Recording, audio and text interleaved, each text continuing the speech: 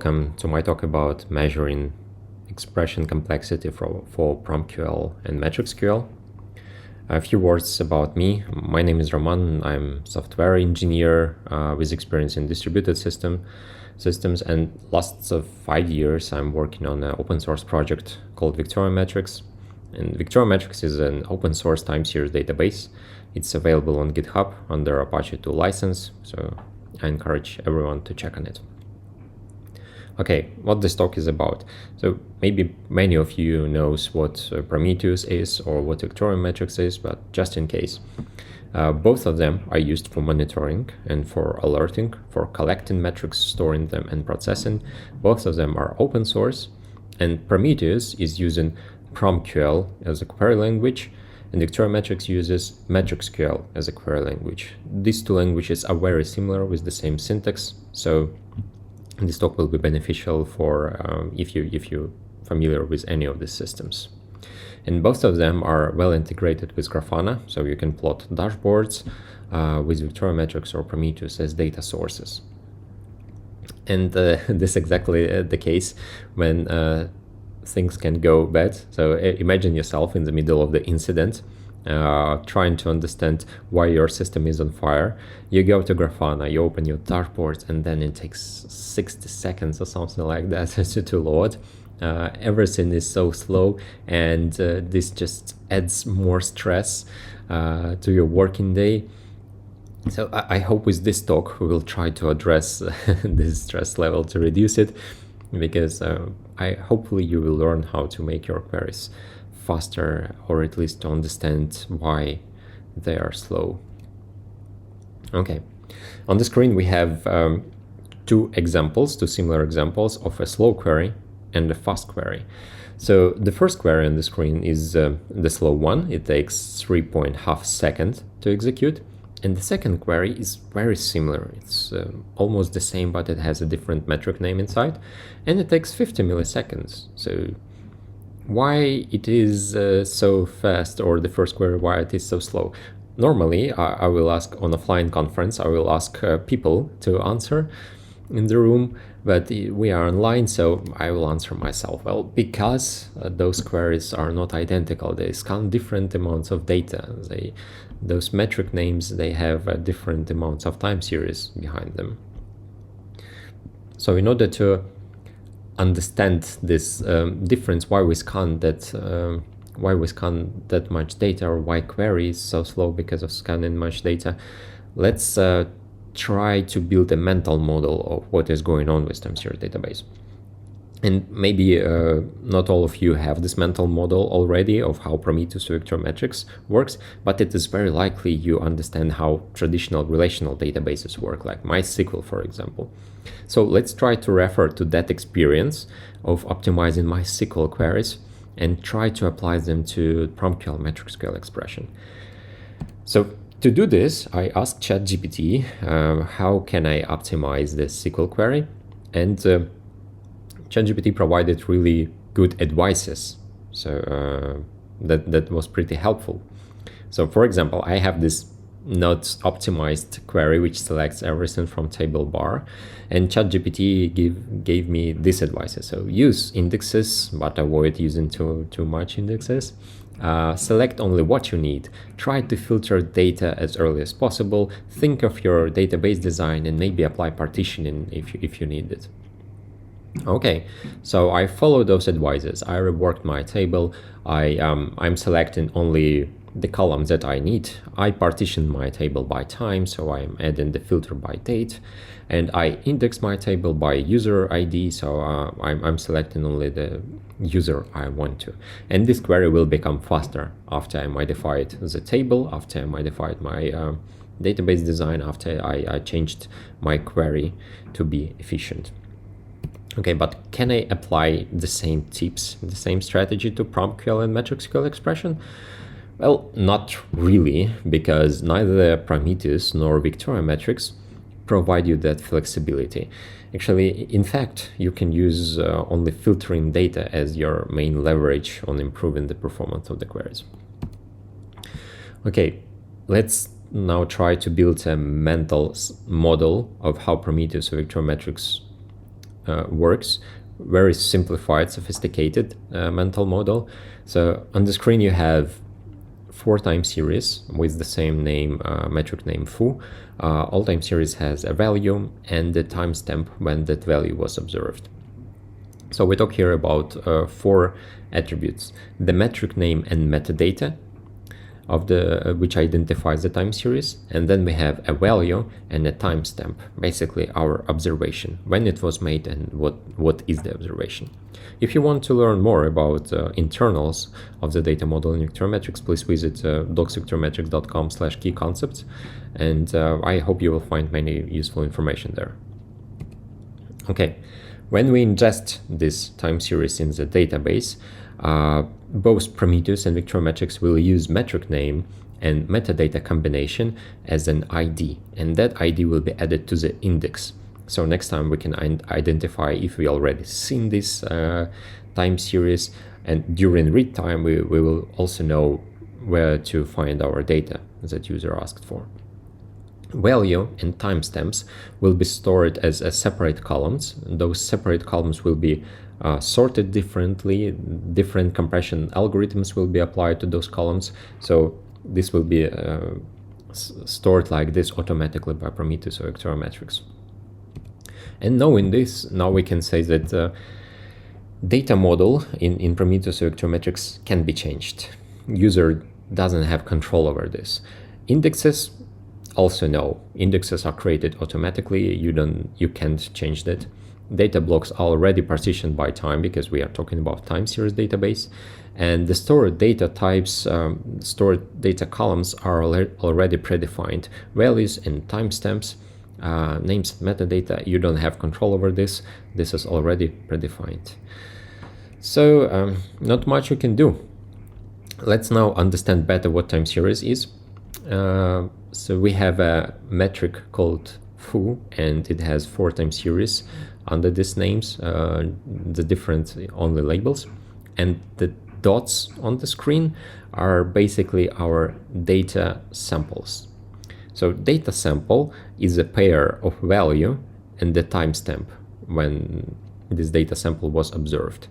And this is exactly why time series is called time series, because we have a series of these observations. We have a series of data samples ordered by time, and each time series can have arbitrary number of these observations at different resolution. Okay, and what makes our PromQL and MetricsQL queries slow? There are 2 main reasons why they can be slow. When we select big number of time series, and when we select big number of data samples within those time series. Let's see it on example. So here we have a query which doesn't have any filters in it, no time filter, no label filter, so we select everything. So we select all the time series we have, all the time samples that we have. This query will be slow, likely to be slow. Now we add a filter to this query. We add, so we want only label 1 and label 2 to be present in response. So we scan twice less data. This query will be faster than the previous. And in this example, we also add time filter. So we want not all the data samples that we want, that there are in the database, but only last 5 minutes. So we reduce the number of samples we need to select. This query will be faster than the previous query. And yeah, the most valuable advice I can give you on this talk is that selecting less data is the most effective way to optimize the query performance. If you remember only this from this talk, that already will be very good. Okay, so the question now is how I, as a developer or DevOps, can understand the volume, the volume of data my query selects. How can I estimate complexity of my query? Well, for this we need to answer these 2 questions: how many series we select and how many samples we select. So on the screen right now you have advice how you can estimate the number of series your query select. For this you basically need to apply a function called count. So you have your series selector and you wrap it in the function count. This will calculate the number of time series your query will select. Here's an example of our first two queries in the beginning of the presentation. The first query is slow, the second is fast. So the slow query selects about 1000 of time series, and the second query selects only one. So no surprise why the slow query is slow. It selects 1000 more time series than the second one. Okay, these are serious. What about samples? For samples, you need to have apply different function called count over time, which calculates the amount of samples on specified interval. Now let's try it on example. So our slow and fast query. Well, slow query selects 16 million of samples, and the fast query selects 17,000. So pretty huge difference. Again, no wonder why the first query was so slow and the second query was so fast. Cool. So conclusion, no matter what your query is, the more series you select and the more data samples you select and process, the slower this query will be. That's the rule of thumb. And one more trick to this. So selected samples aren't always equal to processed samples. So you know, in Grafana you use these panels called time series, which are plotting many data points ordered by time on the time series graph. And those queries, to plot this query, you need to issue range query. Range query executes the given query with the specified step param. Basically, it executes it many times on the selected interval. This is how it looks. So here we have an example of query max over time over 1 hour interval for metric name. And we execute it on 1 hour time range with 1 second resolution. So what it actually means is that max over time will be executed 3600 times, and each time it will be selecting 1 hour of data, what is specified in square brackets. So here we will select 2 hours of data samples, but we will process them 3000 times. So this is the difference between selected samples and processed samples. This query will be very slow because of the step param. If we increase step param, the query will be more lightweight. If we set step param to 30 minutes, it will be pretty lightweight. Okay. What about functions? How slow are the functions that we use in our expressions? Well, on the screen you have ordered list from least expensive to the most expensive functions. And I also used font size to emphasize complexity. So the small font size are lightweight functions, big font size is expensive functions. So label manipulation functions are the least expensive. They don't do calculations, they just attach meta information to the response. That's all, pretty lightweight. Transform functions as well, they're not doing anything complex. Aggregate functions more complex. They have some logic in processing, so they need to calculate mean, max, sample, for example. And the most expensive functions are lab functions, such as rate, increase, mean over time. Well, the functions that need to look behind window to specify it next to the metric name. And by coincidence, rate and increase are the most popular functions in the PromQL or MetricsQL. It is very likely most of your dashboards in Grafana, they use this function. So yeah, rate and increase are the most expensive. Oh wait, I forgot. Subqueries are so big that they didn't fit the previous slide. So I'm changing my mind. Subqueries are the most expensive. What subquery is, you can see example how subquery look like. So they allow you to to combine functions to calculate the inner query many times and then fed results of those calculations to the outer query. And this is why they are so expensive, because the inner query can be calculated many times, and this inner query can be not very lightweight. So you will end up with a pretty expensive query in the end. And another bad thing about subqueries, they are very complicated. They are complex to write, they are hard to understand, they are hard to read. So if you have an option to not use subqueries, I would stick to that. If you want queries to be fast, don't use subqueries. Okay, what other performance improvement tips can I give you? Well, query caching. Of course, caching makes everything faster. So Prometheus doesn't support caching out of the box, really. So it is community implemented the fix for that. There are reverse proxies to the rescue. Reverse proxies such as PromQL or Thanos query frontend. What are reverse proxies? It's a middleware between a user and Prometheus server. So you install it, user communicates with the proxy, and proxy sends query to the Prometheus. And this proxy can cache the responses from Prometheus, so the repeating query will be served without touching the Prometheus data source. How this looks like in reality. So here we have the range query, which calculates rate over the metric. And in response of this query, we get single data points ordered like with 30 minutes or something like that here. So we execute this query and we get this ordered list of values with 30 minutes step. Okay, if we execute this query one more time 30 minutes later, it is likely that we can reuse our previous result, right? Because those queries in the past, they didn't change. The time series didn't change in the past.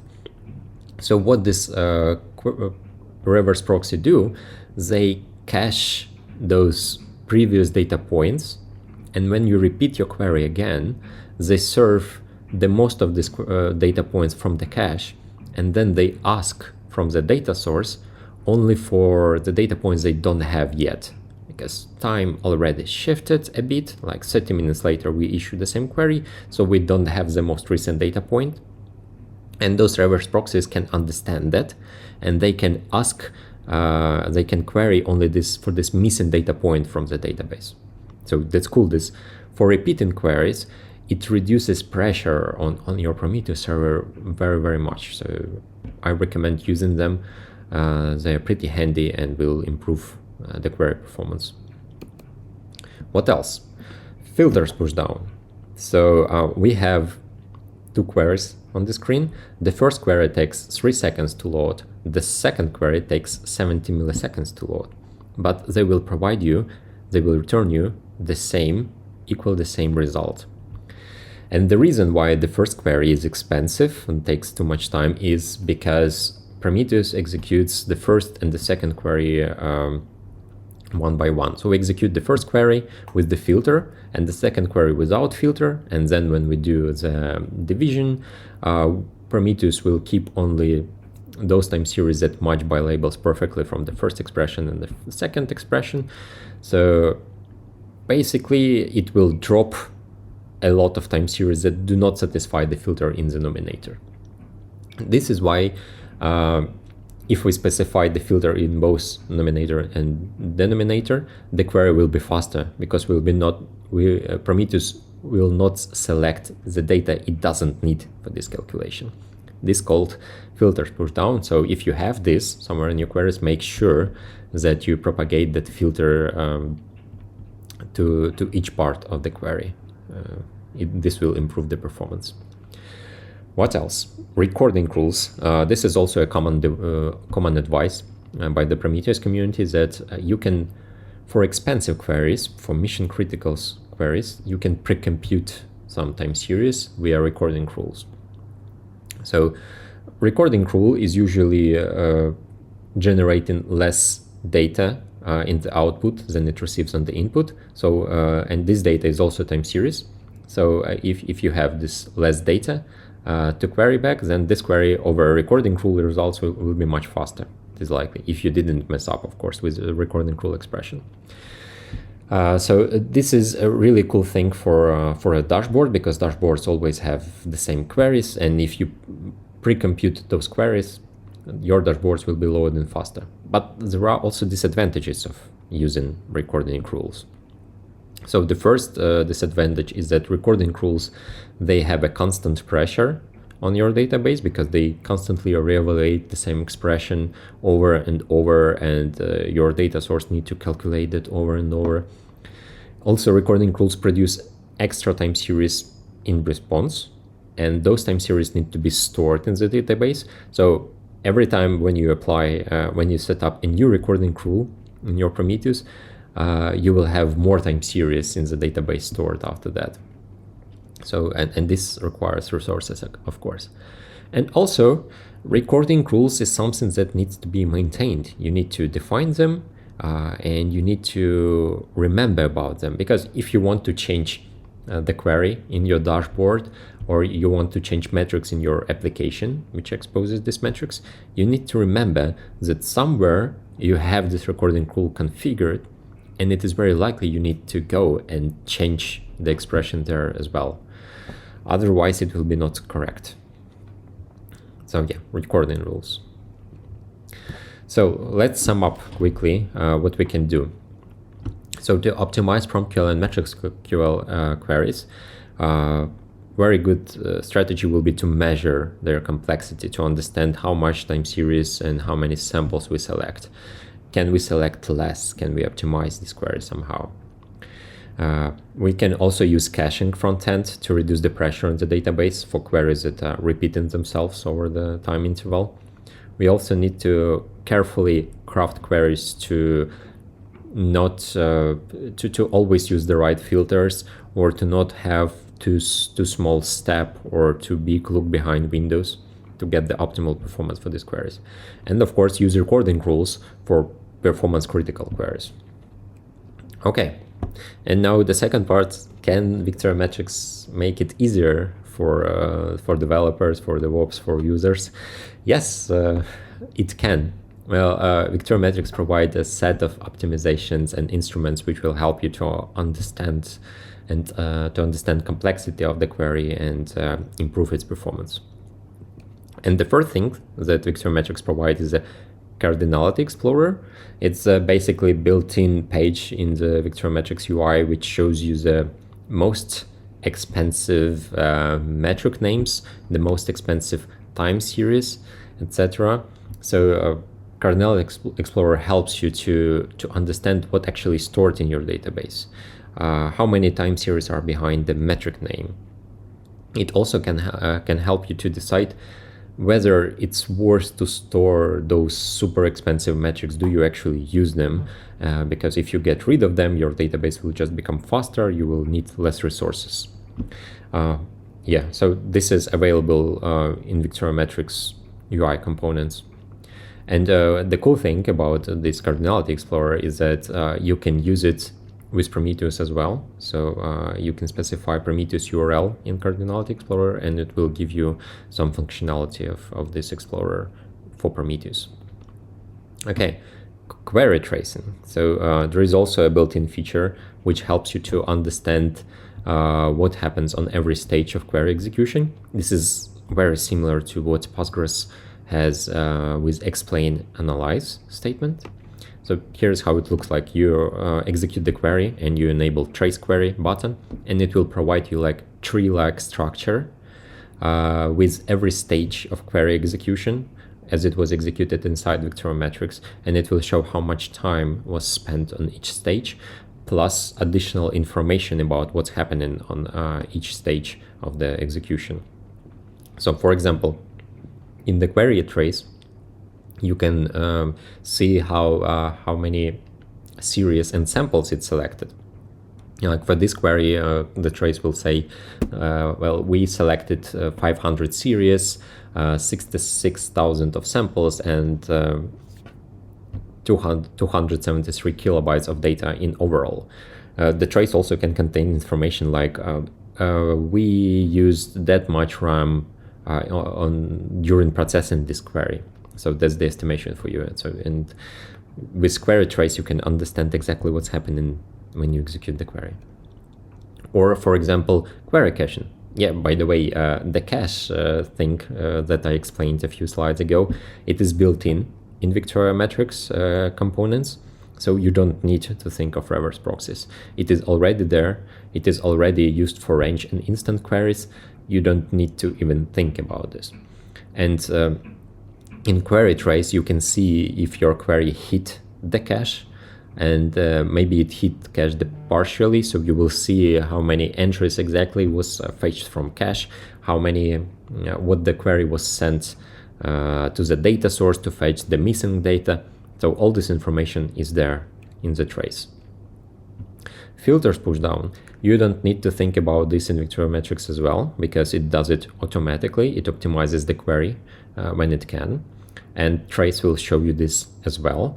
So you see the first in the first row of the trace, we see the exact query how we send it, and on the second step, victoriametrics applied optimization and pushed down the filter to the second part of the expression to make it in the most efficient way. Okay, recording rules. So remember this recording rules concept where you need to evaluate expressions and persist results in the back to the time series database. Victoriametrics can do that, but it also can do a better thing. It supports the streaming aggregation concept. So you can do these aggregations, these pre-calculations of the data before data gets into the time series database. And this is super cool because you don't need to store raw data if you don't want to. You can store only aggregates. And this will tremendously reduce the amount of resources your time series database need to have. And by the way, this streaming aggregation concept, it is available in the VM agent, which one of the victoriametrics tools, and you can use VM agent with your Prometheus. You can use VM agent with other database which supports remote write protocol. So yes, I really like this feature because it helps to reduce pressure on database many times. It's super cool.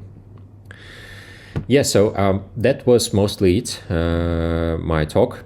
You can find more information in these additional materials. If you scan the QR code, you will go to the slides of this presentation, and all links there will be available for you. So I recommend reading the blog post about optimizing PromQL and MetricsQL expressions, and also a very detailed blog post about how subqueries works in victoriametrics and in Prometheus. You can find information about query trace and stream aggregation, etc. Yep, so that's me. Thank you very much for your attention, and I will be happy to answer any questions if you will have them. Thank you.